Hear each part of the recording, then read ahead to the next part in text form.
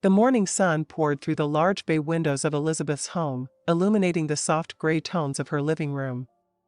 At 58, Elizabeth had carefully curated her life into something she could be proud of. A successful real estate agent, she had spent the last 20 years balancing a demanding career with her responsibilities as a wife and mother. Her husband, Charles, had retired early from his corporate job, and while their relationship was cordial, it had grown more distant with each passing year.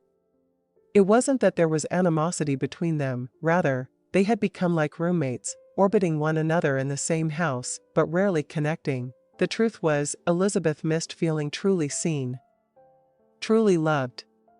Her children had long since left the nest, her daughter living abroad, and her son starting a family of his own. As she sipped her morning coffee, she couldn't help but feel that something in her life was missing, though she couldn't quite name it. That afternoon, Charles's best friend, Paul, stopped by unannounced. Paul had been part of their lives for as long as Elizabeth could remember, a fixture at family gatherings and holiday dinners. A retired professor with an easy smile and a warm laugh, Paul had always struck her as charming in an understated way. He was 10 years older than Charles, but his sharp mind and quick wit made him seem timeless. "Elizabeth," Paul greeted warmly, handing her a bouquet of daisies as he stepped inside. "I was in the area and thought I'd stop by to say hello." She smiled, accepting the flowers and placing them in a vase. "Paul, it's always a pleasure. Charles isn't home, though. He went golfing with his buddies." Paul waved a dismissive hand. "I came to see you, actually.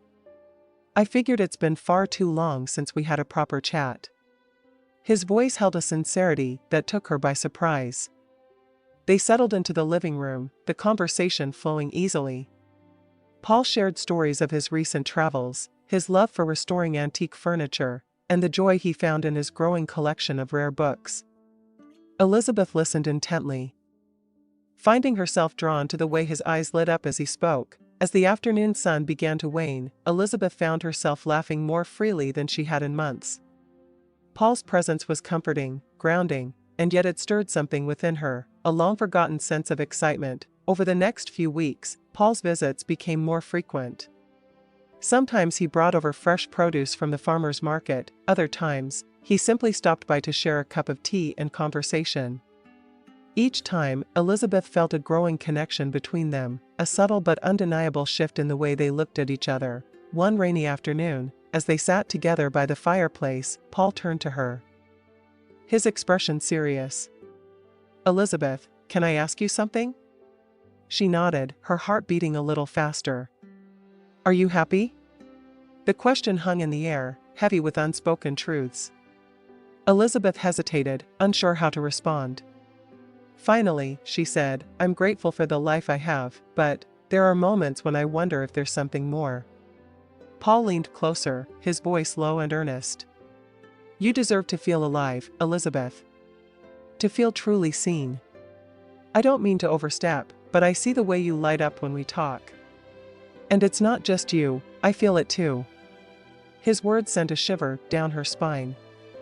For the first time in years, someone had acknowledged the emptiness she had tried so hard to ignore. But this was dangerous territory. Paul was her husband's best friend, a man who had been part of their lives for decades. And yet, as he reached for her hand, she didn't pull away. The days that followed were filled with tension and longing. Elizabeth tried to focus on her work, pouring herself into real estate listings and client meetings, but her thoughts kept drifting back to Paul. She replayed their conversations, the way his eyes lingered on hers, the warmth of his touch. She knew she was at a crossroads, torn between loyalty to a marriage that had grown stale and the possibility of a love that felt real and alive. The turning point came during a charity event at the local art gallery. Charles had declined to attend, leaving Elizabeth to go alone. She was mingling with guests when she spotted Paul across the room, his presence instantly grounding her in the sea of strangers. He made his way toward her, a glass of champagne in hand. "You look stunning," he said softly, his eyes filled with admiration. They spent the evening together, their connection growing stronger with every shared laugh and stolen glance.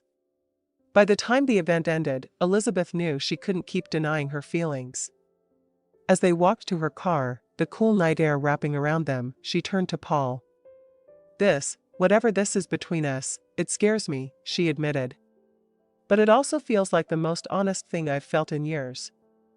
Paul cupped her face in his hands, his touch gentle yet firm. Elizabeth, you've spent so much of your life taking care of everyone else. Let me take care of you for once. His words broke through the wall she had built around her heart, and when their lips met, it was as if the world fell away. The weeks that followed were a whirlwind of stolen moments and quiet intimacy. Paul reminded Elizabeth of the woman she had once been, the woman who laughed easily, who dreamed boldly, who believed in the possibility of love. But their relationship wasn't without its challenges. Elizabeth grappled with guilt.